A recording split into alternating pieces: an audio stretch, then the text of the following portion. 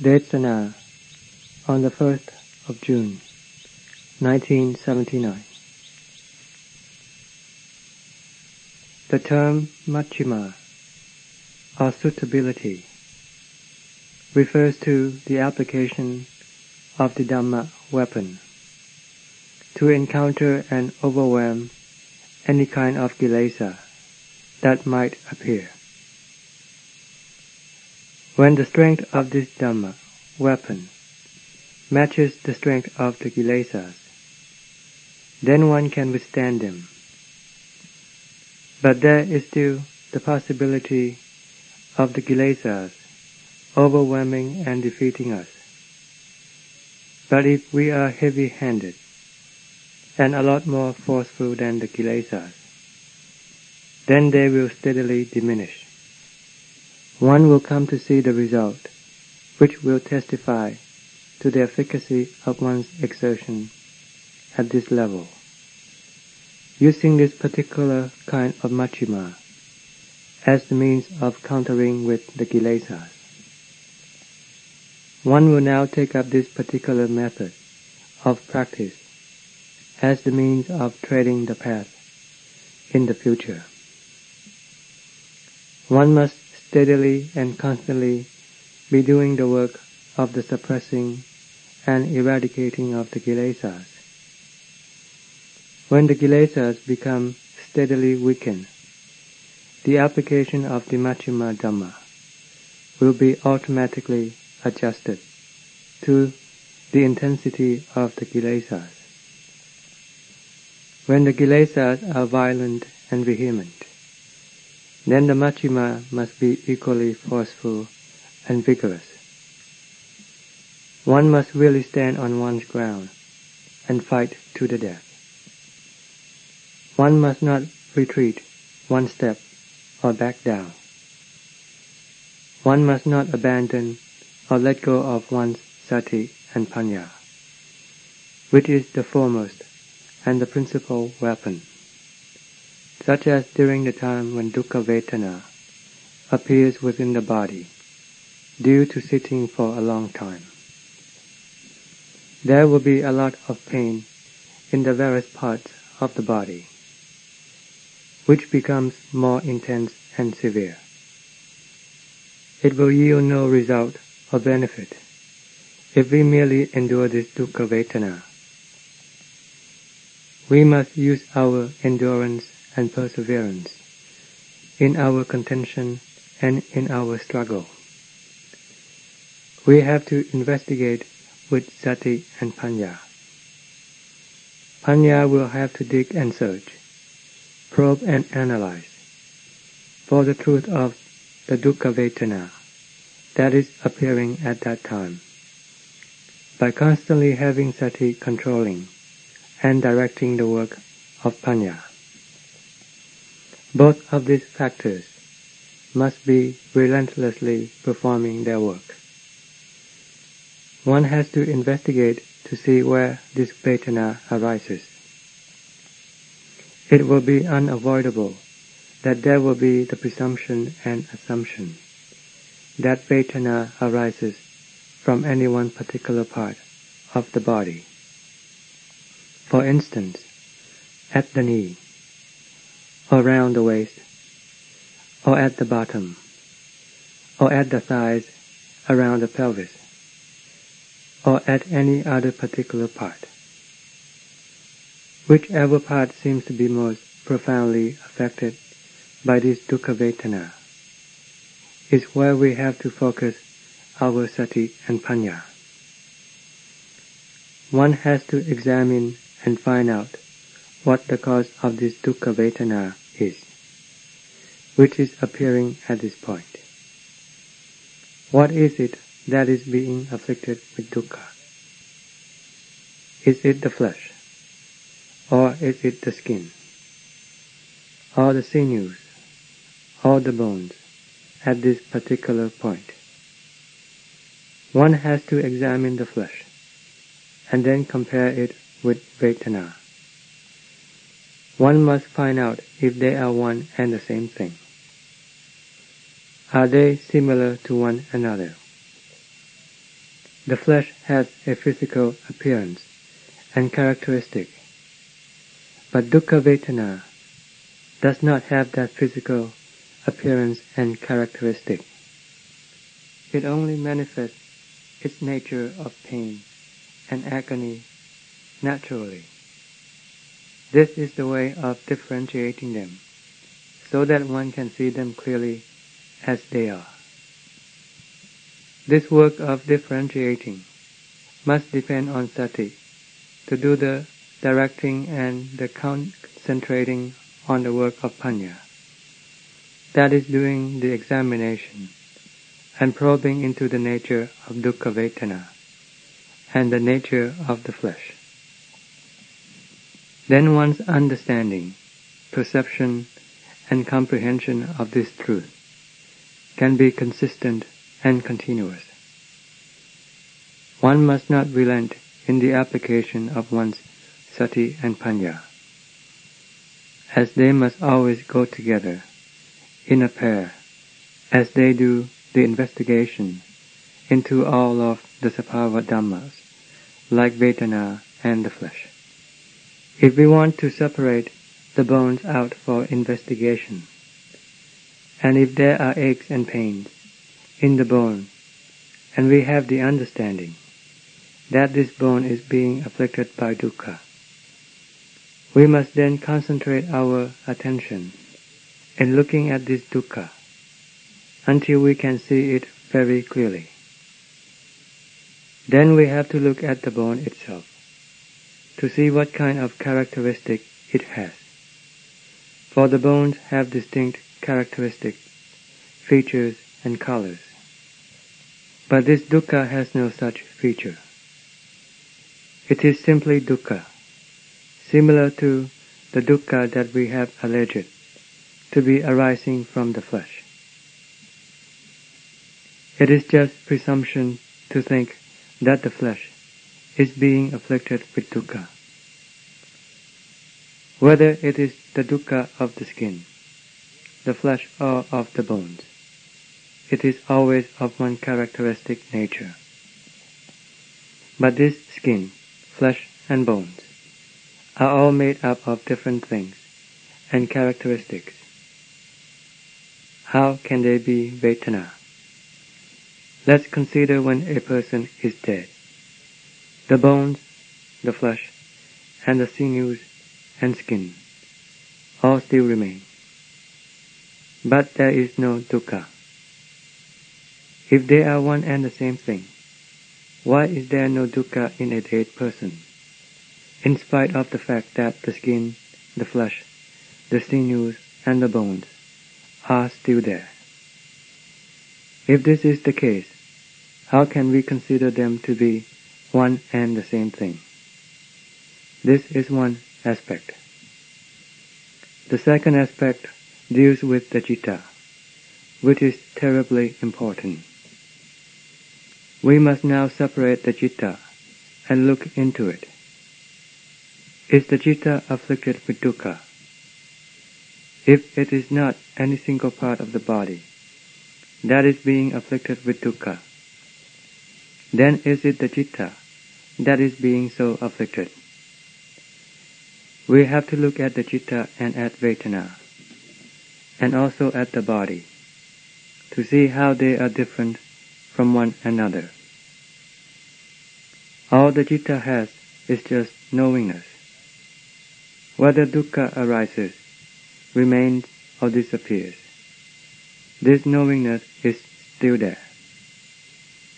Even before this dukkha arose, this knowingness was still there. If the dukkha is the citta, and the citta is dukkha, then when dukkha disappears, the citta must also disappear. The citta should not remain knowing. If they are one and the same thing, then this would be how it would have to be. But the case here is that, when the dukkha vanished, this knowingness still remained. And even before this dukkha arose, the citta also knew. How can they be considered one and the same thing? we have to differentiate and set apart the presumption and assumption, the preconceived notions, and the suppositions of sanya, that allege and purport that this thing or that thing is dukkha, then rounding them in and mixing them up until it turns out that these things are dukkha. The flesh is dukkha, the sinews are dukkha, the bones are dukkha, the heart is dukkha. In short, that we are dukkha. And when it gets to the point where we are dukkha, then it can be extremely painful and excruciating. We have to differentiate and analyze so that we can see it clearly as it is. This is one type of Majjhima to be used in combating Dukkha Vedana that becomes extremely severe after we have sat for a long time, or when we are afflicted with illness. This is especially so in the last moments, when we are about to pass away. Then Dukkha Vedana will offer its full onslaught. It will come upon us to its maximum limit, to the extent where we may not be able to withstand it, but perish right there and then. Between this dukkha that is so severe that we are unable to withstand it and will have to pass away, and the dukkha that arises in practice, of these two types of dukkha, which is more severe? If we are not capable of coming to true realization and insight into the nature of dukkha by doing the investigation at this time, how then can we come across true realization and insight into the nature of the Dukkha Vedana that arises at the time when we are about to pass away, when the dukkha is at its extreme limit? If our work of investigation is in vain at this time, then when we die, we will also be in vain. We will never be able to come up with any essence or substance to hold on to as our basis. But if we have investigated and come to true realization and insight into the nature of the Dukkha Vedana that appears, and all its parts like the skin, the flesh, the bones, and the sinews, that are all found within this body, and if we can see them clearly with panya, and know that the citta is the citta, and know each separate condition as being a separate truth in itself, and know Dukkha Vedana as it really is, and know each of these things as they really are, and as they have been perceived through the means of our investigation with panya, then it is possible for us to separate ourselves from them. Even if the dukkha doesn't come to cease and disappear, it will not be able to disturb and agitate the heart, or give the heart confusion and trouble. We can then remain at ease and comfortable. We will remain bold and courageous. We will remain with a shield protecting our heart. Each of these things are real. When they are each real, then they do not disturb one another. The body is merely the body. The Vedana is merely the Vedana. And the citta is merely the citta. They each are real. And this is how I myself was able to perceive them with Sati and Panya. This is one category of Majjhima that we will have to apply in our practice. When the Kilesas, tanha, and asava, and raka tanha are becoming very violent. Then we will have to apply the means that is equally forceful and strong. We have to counter them with their opposites. We have to bring in the nimitta of asubha. We have to take the picture that is very pleasant and beautiful in front of us, and then we have to establish it to break down, decompose, and establish it so that it becomes bloated, becomes rotten, and then decomposes. Then being devoured by vultures, crows, and dogs, right in front of us. How then can there be any desire or infatuation? This is the way of the Majjhima. This is how you will have to understand it. You have to come up with a tool that is suitable for the different kinds of kilesa that exhibit themselves. No matter how vehement and violent, or how subtle they might be, we have to come up with the corresponding tools that can catch up with them, or else we will never be able to achieve our purpose. It is the same way with asubha. We have to do it in such a way that we can really catch up with the kilesas.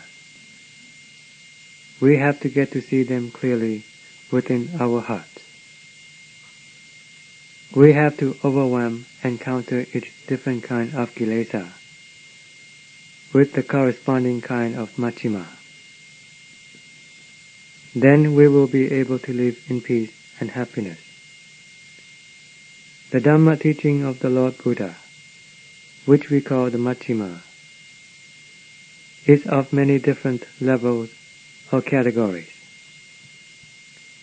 When we have established bases within ourselves, then the Majjhima Patipada that we have utilized will now have to vary to suit the various kinds of kilesas that still exist, and which are far more subtle, until this Majjhima becomes flowing constantly, day and night, due to the work of the constant investigation. And when the kilesas become more subtle, then panya will also become correspondingly more subtle. The things that will be capable of catching up with the kilesas are sati and panya. However, the kilesas manifest themselves. Sati and panya will always be able to catch up with them and be capable of outwitting them.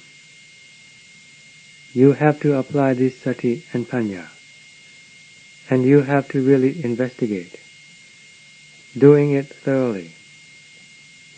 Don't remain idle, doing nothing. Don't be weak or discouraged. Don't project difficulties into the future. Don't think that in the future it will be very hard to do the practice.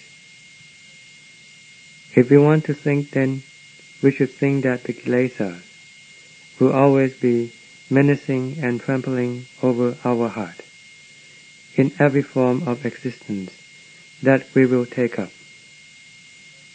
This will go on ceaselessly if we cannot find a way of correcting them. They will be the ruler of the heart and subject it to take up birth in the various forms of existence, following the karma that we have made in the past. We are being totally useless in allowing the kilesas to menace and damage ourselves. If we are going to think about the future, this is how we are going to have to think. It is only the present that is of any importance. We have to try to set up ourselves and be able to stand our ground and set up our resolve. We must not back down. The Lord Buddha had vouched for the efficacy and result of all the Dhamma that he laid down for us. He was the first one to cultivate this Dhamma, and was able to attain to the fruit, going up steadily to the state of illumination, the state of Buddho, the state of purity, due to the influence of this Dhamma. The Lord had verified and tested this Dhamma before expounding it to us. So how can this Dhamma go off the mark? The Kilesas can never surpass this Dhamma. Every kind of Dhamma surpasses the Kilesas. Every kind of Dhamma outstrips every kind of Kilesa.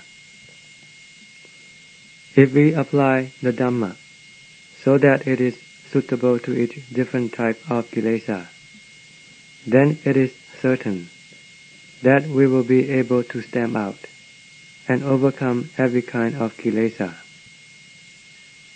This is the fundamental principle that we have to think of and apply in our practice.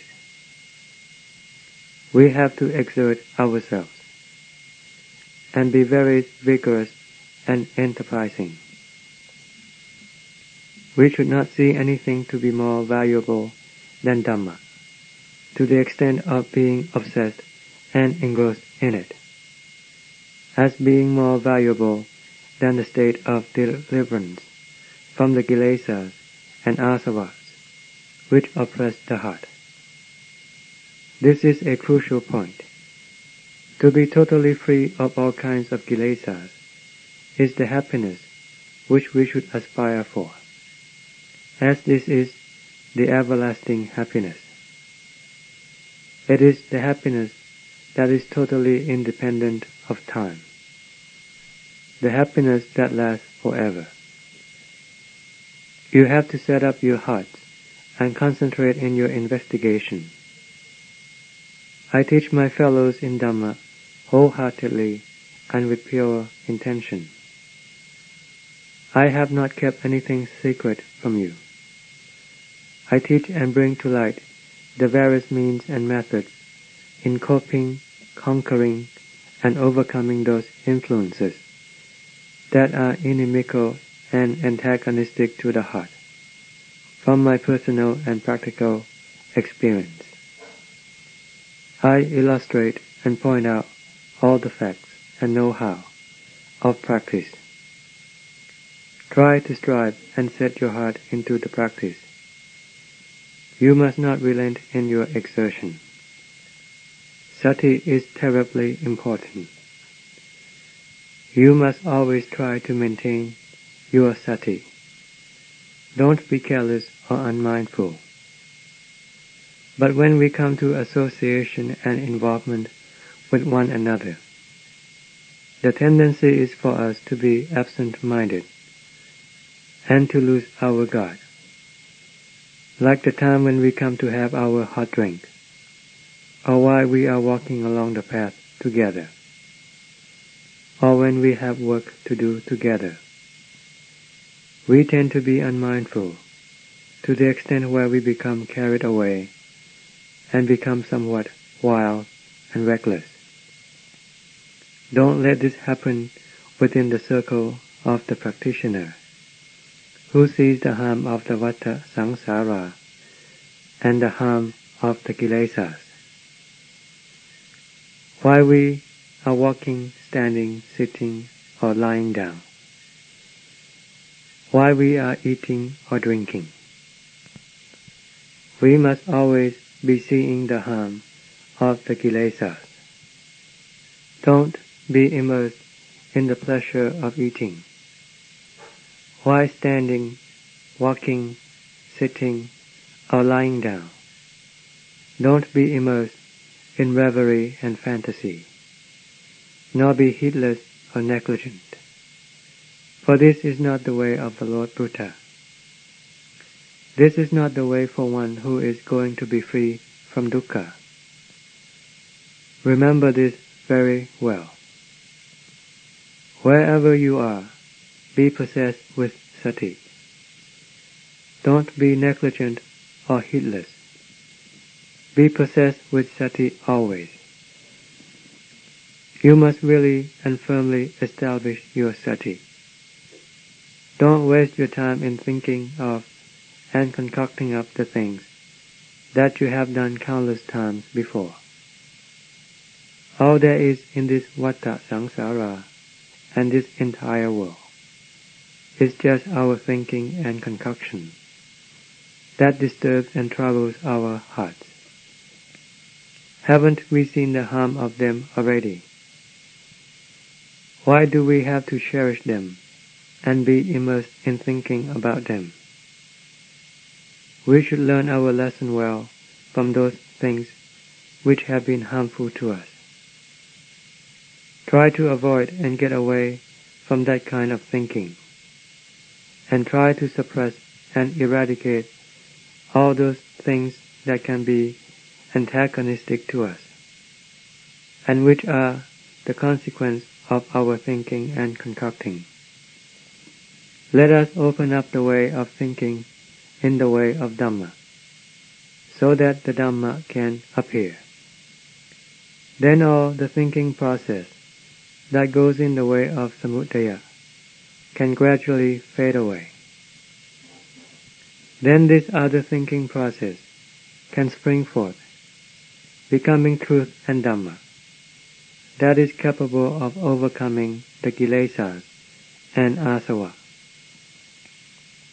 The citta that can steadily attain to calm is the result of our practice. Let us not put the blame on our vasana and endowments. The Kilesas pay no attention to the endowments and vasana of anyone. Regardless of the numbers of the Kilesas, they are always and all harmful to us. We have to look at the Kilesas as the harm and as the bane. We must not think about those vasanas and endowments that can help us eradicate the Kilesas, apart from our diligent effort and strenuous exertion, having sati and panya as our instrument. This is the crucial basis for the eradication and suppression of the Kilesas. Don't be concerned with the vasanas and endowments, for this can only cause us to become weak and discouraged. Then we will not be able to make it through. We have to be tough and strong, we who are the practitioners.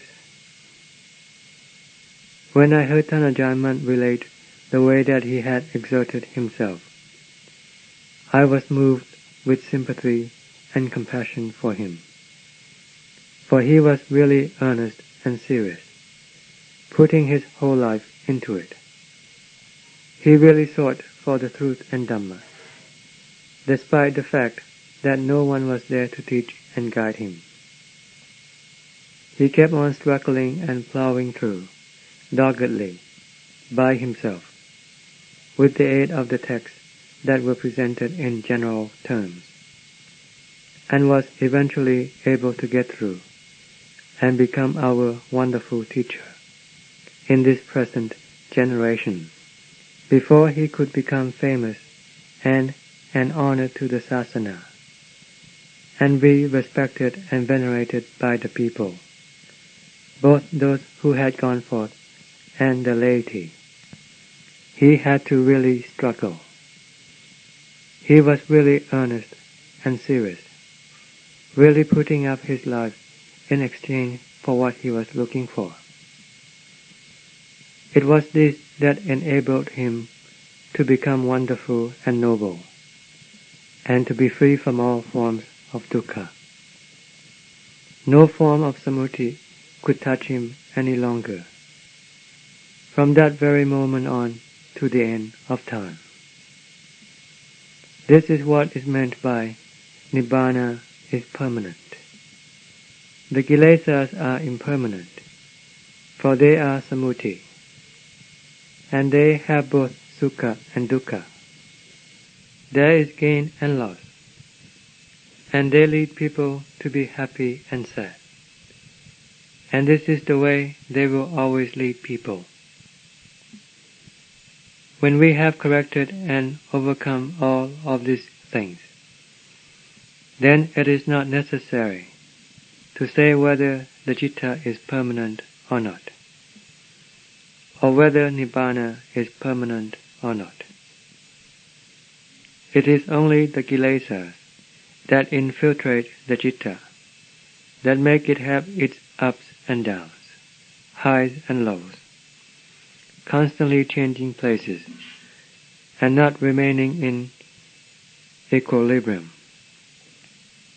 It keeps changing from sukha to dukkha, from being luminous to being dull, to being confused and agitated, to being calm. These are all the disturbances of the kilesas. But when the kilesas calm down due to our exertion, then the heart also attains to calm. If our exertion becomes more intense, then our kilesas will get calmer and calmer.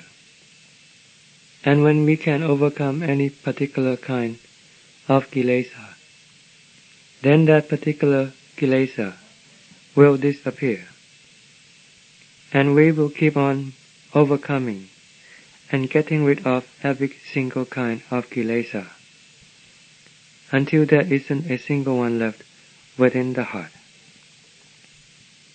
We will then not have to go and look for any happiness anywhere else. We can see very clearly that the reason that we cannot find any happiness is because of the kilesas that obstruct us, that pressurize and oppress us with affliction and dukkha. We have to shoulder the burden of this dukkha constantly, all of the time, in all the various forms of existence, right on up to the present one.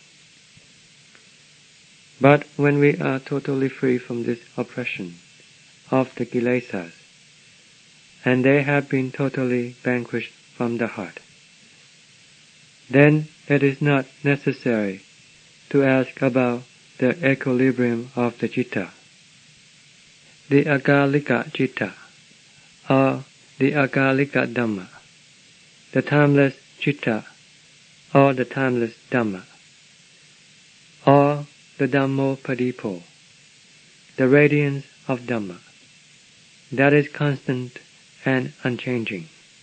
We don't have to ask about these things, for they will be found within everyone. You must really strive in achieving this, for it is the most valuable treasure, much more precious than all the other possessions of the world that are highly cherished and valued.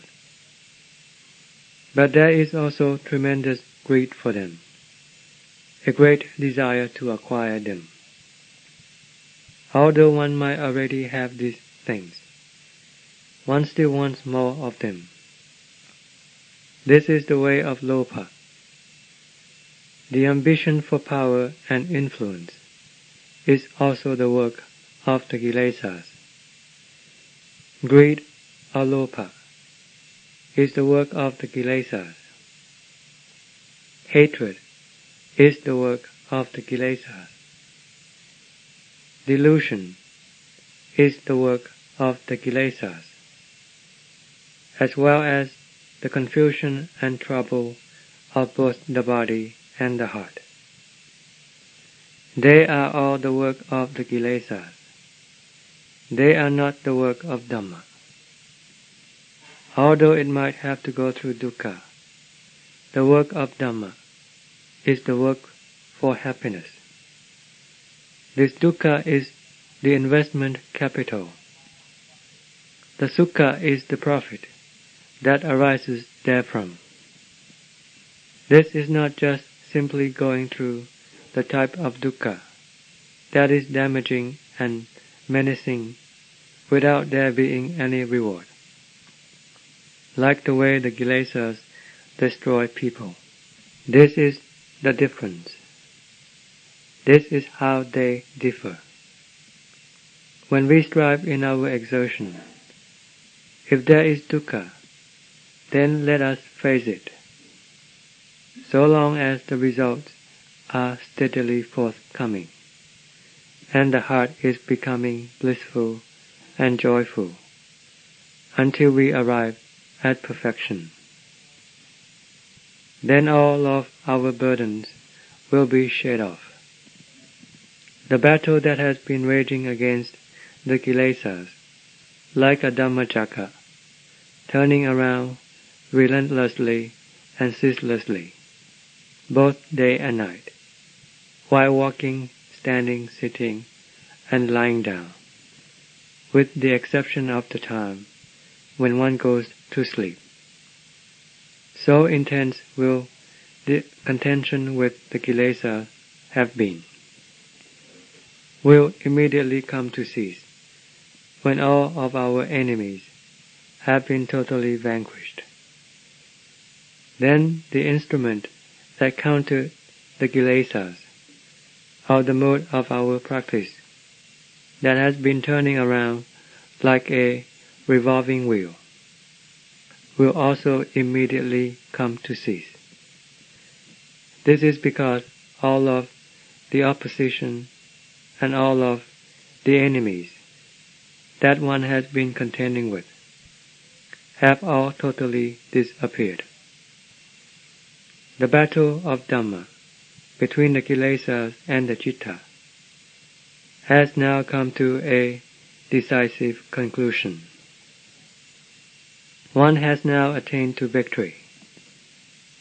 The conquering of oneself, which is the conquering of the Kilesas within one's heart, is far more supreme than conquering other people or winning battles 100,000 times. We have to accomplish this work. End of Desana.